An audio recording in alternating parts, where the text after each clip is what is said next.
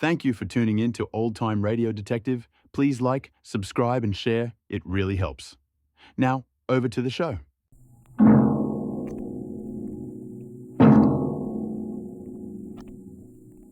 Tonight, Dimension X presents The Martian Chronicles, a dramatization of the new novel by one of our most brilliant young science fiction writers, Ray Bradbury. The Martian Chronicles.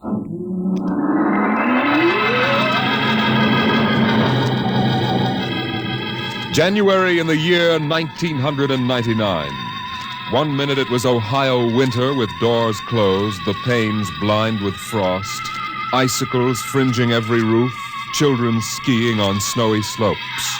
And then a long wave of warmth crossed the small town, a flooding sea of hot air. Bye, Mom. I'm going out. William McClellan, you come back here. You know you can't go out in winter without a coat. You want to catch your death of cold? But it isn't cold. It's warm outside. It's rocket summer. Rocket summer? You know, like Indian summer. The rocket lay on the launching field, blowing out pink clouds of fire and heat, cracking the icicles, melting the snow, making summer with every breath of its mighty exhausts. It seared the faces of the watching crowd and drove them back. And then they saw the red fire and heard the big sound as the silver rocket shot up toward Mars and left them behind on an ordinary Monday morning on the ordinary planet Earth.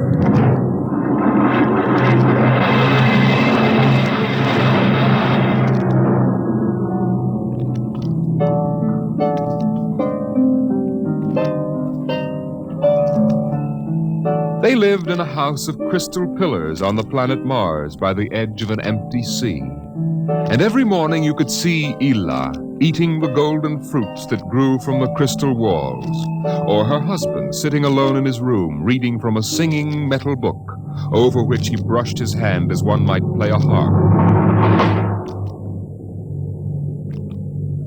Ela and her husband were not old.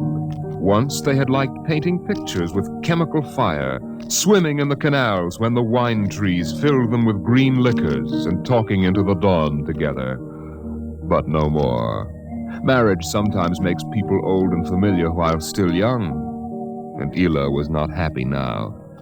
This morning she sat dreaming between the crystal pillars and wished that somehow a miracle might happen. And then suddenly... Ela, did you call? No. I thought I heard you cry out. Did I? I was almost asleep and had a dream. In the daytime? You don't often do that. Strange. How very strange. I dreamed about a man. A tall man. 6 feet tall. Oh, how absurd. He'd be a giant, a misshapen giant. I know. And yet somehow he looked quite handsome. He was dressed in a strange uniform. And he came down out of the sky in a long silver craft. Out of the sky? What nonsense. He spoke pleasantly to me in another language. But somehow I understood him with my mind. Telepathy, I suppose. Oh, really, Ela? And he said, I've come from the 3rd planet in my ship. My name is Nathaniel York. A stupid name. Who ever heard of a name like that? Perhaps they have names like that on Earth. That's ridiculous, Ela. Everyone knows the 3rd planet is incapable of supporting life. There's too much oxygen in their atmosphere. I suppose. But haven't you ever wondered if... Well, wouldn't it be fascinating if there were people there, and they traveled through space in some sort of ship? Really, Ela? You know I hate this emotional wailing. Now, let's get on with our work.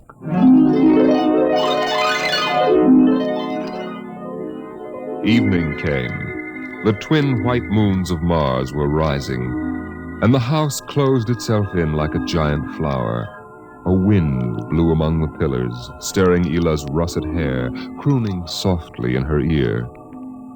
And it was then that she began singing the song. Drink to me only thine eyes, and I will pledge with mine. Ela, What's that song? I don't know. What do you mean you don't know? I've never heard it before. Did you compose it? No. Yes. No, I don't know, really. I don't even know what the words are. They're in another language. It was part of the dream I had, I guess. Oh. You know, you haven't been yourself lately. It might do you good if we went away to the Blue Mountains for a week or so. What? Did you hear what I said? I'm sorry. I was watching the sky. You're certainly interested in the sky tonight. It's very beautiful. Well, what about my suggestion? Shall we leave for the Blue Mountains in the morning? You mean go away now? Oh, no. No? Why not? Why don't you want to go? I don't know. I just don't want to, that's all. Only a kiss in the cup, and I'll not ask for... Ela, I'm sick of that silly song. It's late. Let us sleep.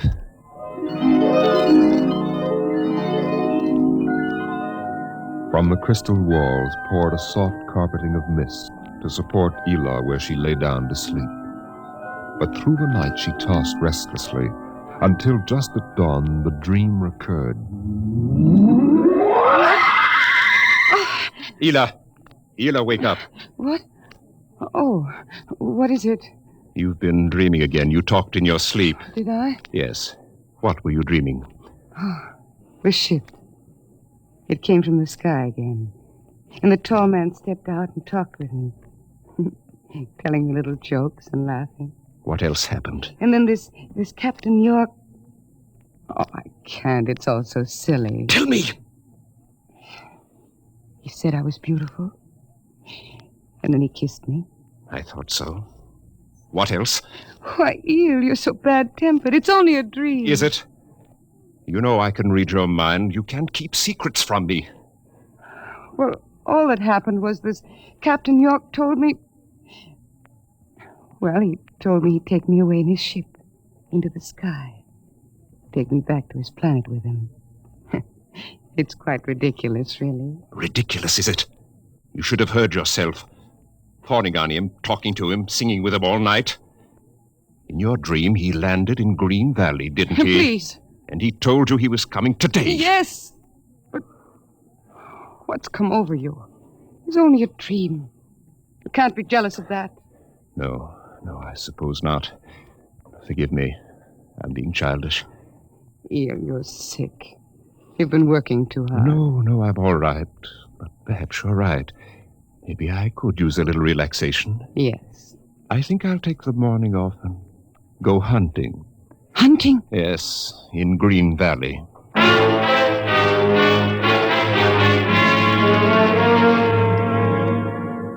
Numbly, she watched him go to a closet and draw forth an evil-looking weapon.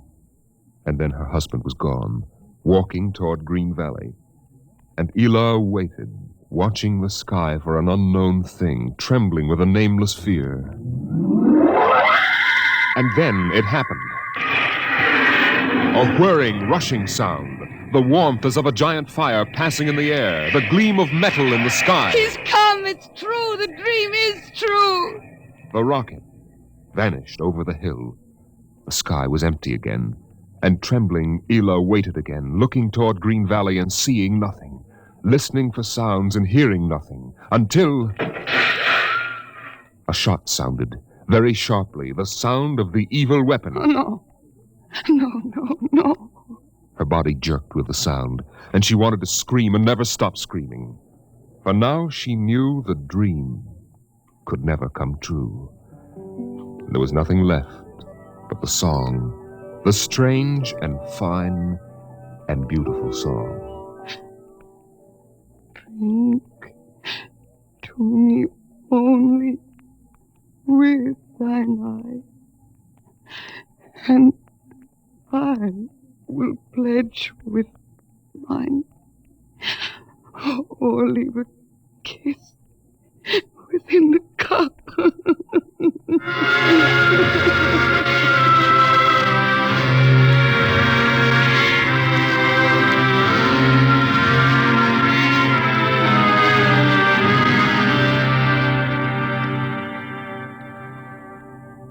But still the rockets came. The next ship came down from the stars and the black velocities and the silent gulfs of space and landed by night near a Martian city. The men made their way to the outer rim of the dreaming city, and then Jeff Spender went in to reconnoiter while the others watched and waited for something to stir in the haunted city, some gray form to rise, some voice to break the unearthly stillness. Where were the people? Where were the Martians? Nothing stirred to disturb the silence until... Halt! Who goes there? Don't shoot! Hold it, Parker. It's Spender and his party. They're coming back. Captain Wilder! Over here! Well?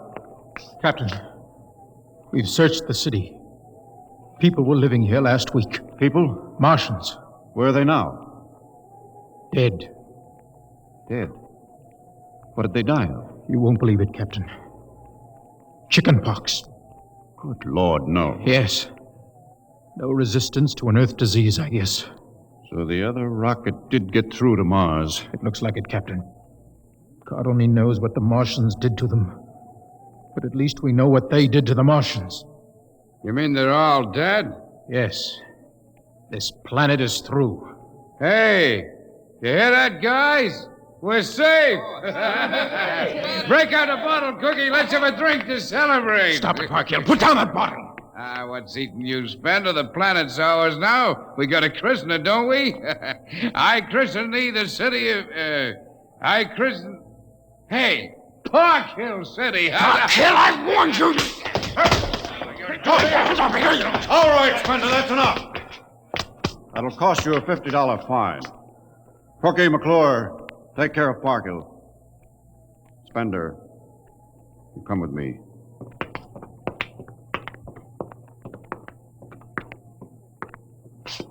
All right, Spender, why did you hit him? I don't know, Captain. I was ashamed, I guess. Ashamed of Sam Parkhill and the noise and the spectacle the whole crew is making. It's been a long trip. It's only natural they'd want to have their fling. Yes, but where's their sense of what's right? Their respect for what's happened here?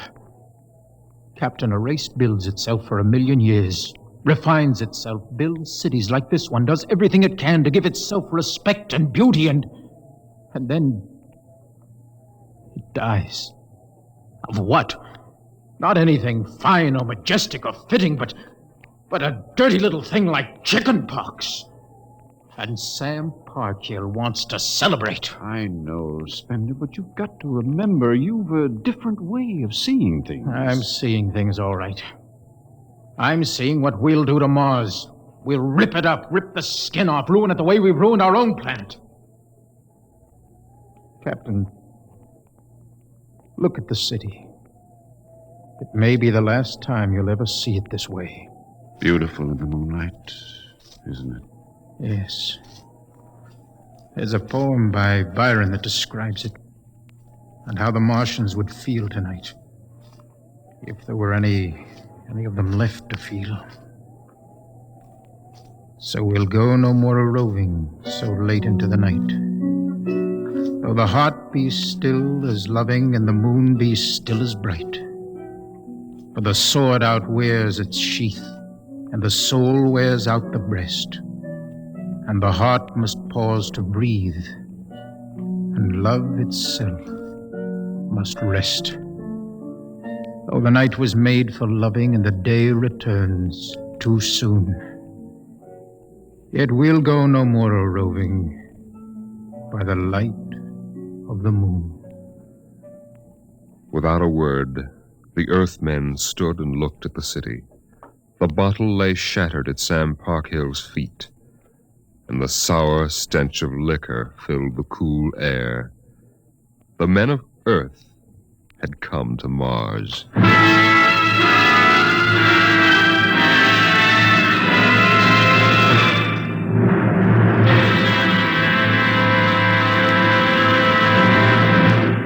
Dimension X will continue in just a moment. It's National Wheaties Week. Yes, the week when everybody tries Wheaties, even an orchestra leader. And here he comes from behind the scenes in radio to help celebrate National Wheaties Week, Mr. Von Dexter. Thank you, Frank. Hello, folks. I understand this is National Wheaties Week. I kind of get a kick out of that. The only breakfast food in the world with a week of its own. And I'm here for just one thing, to ask you to try Wheaties during National Wheaties Week. There are a lot of us whose voices you've never heard on the Wheaties big parade of radio programs, you know. Backstage people. Like musicians. Right, Frank, like musicians. We'd get great pleasure from knowing you like these programs well enough to buy a box of Wheaties tomorrow. Wheaties are good. They're nice to eat. I like them. I think you will. Try them once during National Wheaties Week. Will you do that? Vaughn, I think the folks will. Good. Thank you. Good night.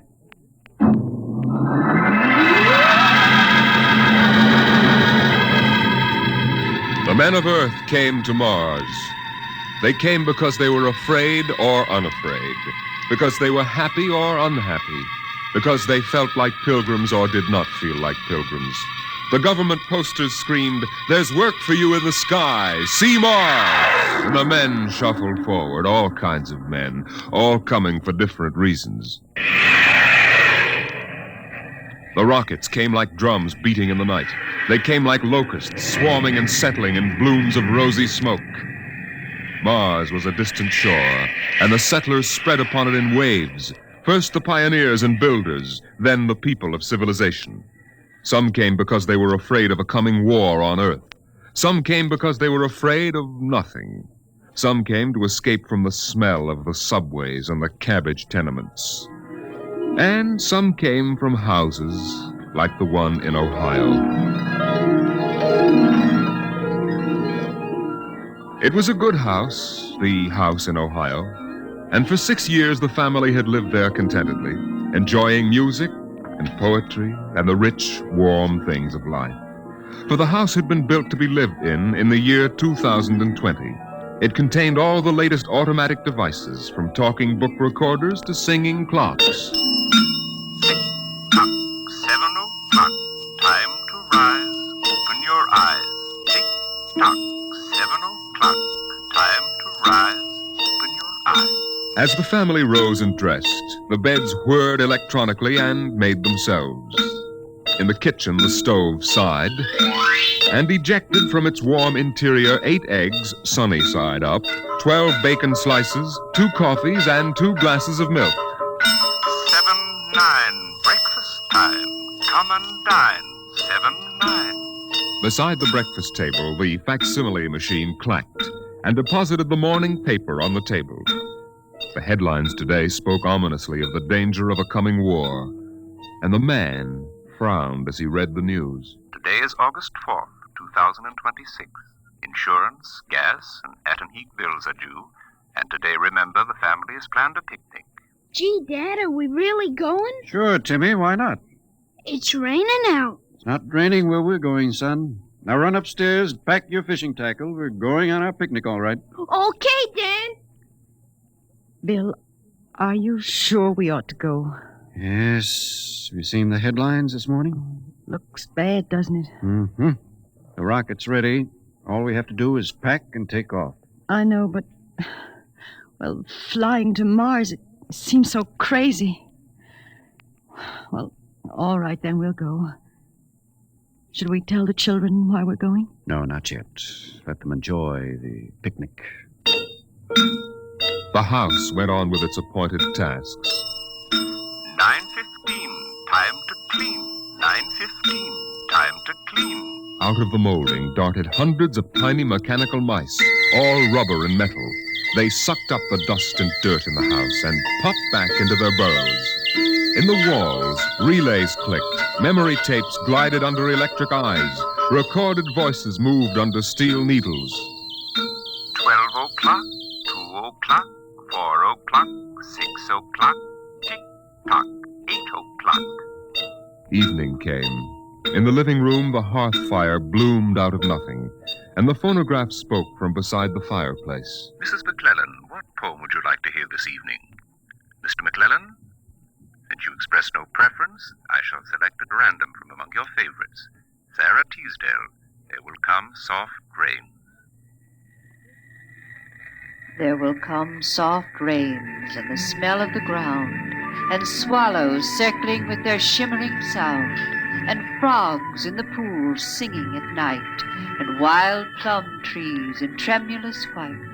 Robins will wear their feathery fire, whistling their whims on a low fence wire, and not one will know of war, not one will care at last when it is done. Not one would mind, neither bird nor tree, if mankind perished utterly. And spring herself, when she woke at dawn, would scarcely know that we were gone. The phonograph finished the poem, but there was no one there to hear, for the family had gone to Mars.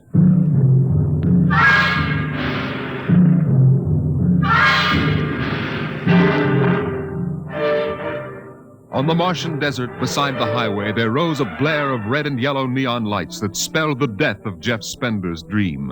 Sam's hot dog stand is what the sign read, and Sam, of course, was the same Sam Parkhill who had fought with Spender years before. 10,000 rockets were reported leaving soon for Mars, with 100,000 hungry customers, and Sam wanted to be ready for them. Hey, look up there, Elmer. See that green star up there? That's Earth. Good old wonderful Earth. Makes you feel almost reverent, don't it? Yeah. Send me you're hungry and you're starved. Something. That's a poem I learned in school. Come on, Earth, send me your rockets.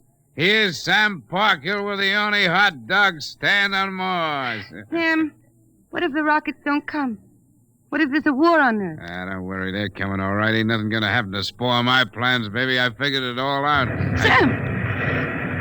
Hey, Sam, look up there! Earth! Oh, what? Oh, no. It's catching fire. It's burning. Oh, no, that can't be Earth. Elmer, they can't do this to me. I got all our money invested in this place. Go ahead, Sam. Switch on more lights. Turn up the music. Get the hot dogs on the fire. There'll be another batch of customers coming along in about 100 million years. Oh, no, it couldn't be. What a swell spot for a hot dog stand. Let you in on a little secret, Sam. This looks like it's going to be an off-season.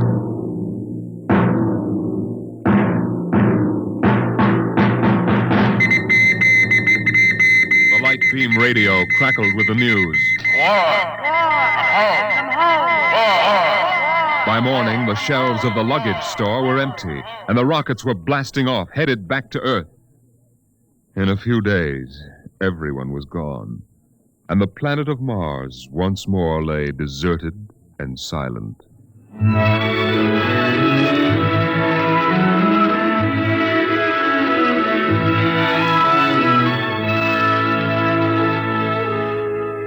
And then, after all the rest had gone, one last rocket landed on Mars.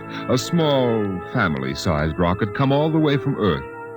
It seemed a long way to go for a picnic, but Dad had suggested a fishing trip, and Mother thought the whole family would enjoy a vacation. So here they were, floating down a Martian canal, with Timothy sitting in the back of the boat with Dad and Mother up front holding Alice the baby, and the deserted Martian towns drifting slowly by. Dad, What is it, Timmy? when do we see the Martians? You promised we would. Soon, Tim, soon. Oh, but William, the last Martians died out years ago. They're a dead race now. Not quite. Don't worry, son. I'll show you some real live Martians later on. Gee, this is swell. I wish we didn't ever have to go home. How long can we stay? 1,000,000 years.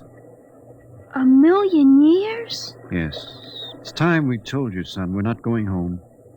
This is where we'll live from now on. But what about the rocket?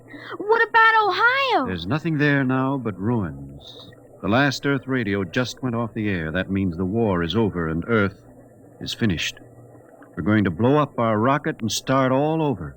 See if we can't build a better world up here. You mean Mars is going to be our home? Yes. I hope you don't mind too much. No, sir. But what about the Martians? When do we get to see them? There they are, son. Look down at the water. I don't see anything there. Beside the boat. Look at the reflections in the water. But that's us down there. Just you and me and Mom and the baby. Yes, son. You see, we're the Martians now. For a long, silent moment, Timmy stared down at the reflections of the family in the waters. And the Martian stared back up at him. Then he lifted his eyes to the deep ocean sky, trying once more to see Earth and the house he had always called home.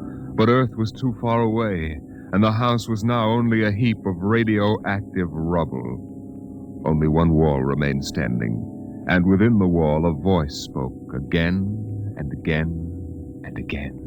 Not one would mind, neither bird nor tree, if mankind perished utterly, and Spring herself, when she woke at dawn, would scarcely know that we were gone, that we were gone, that we were gone, that we were gone, that we were gone, Today is that we October were 5th, gone. 2026. Today is October 5th, 2026.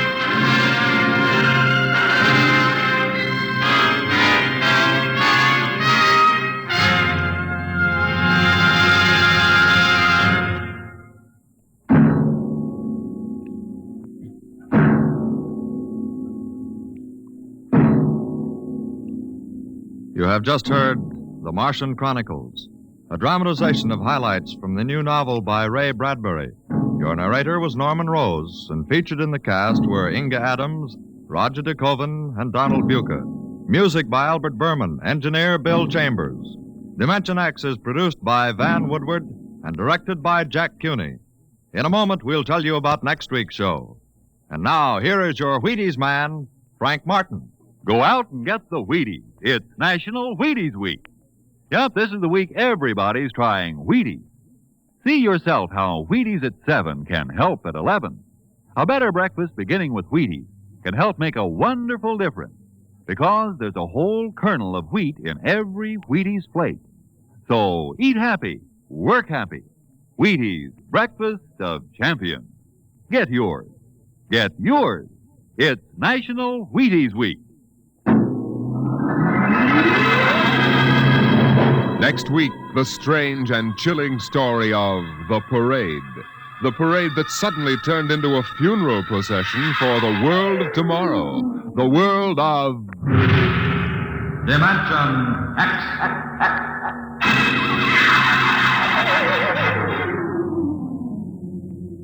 And this is the Wheaties man, Frank Martin, inviting you to listen on Saturday, that's tomorrow night, to Joel McRae in Tales of the Texas Rangers on the Wheaties Big Parade.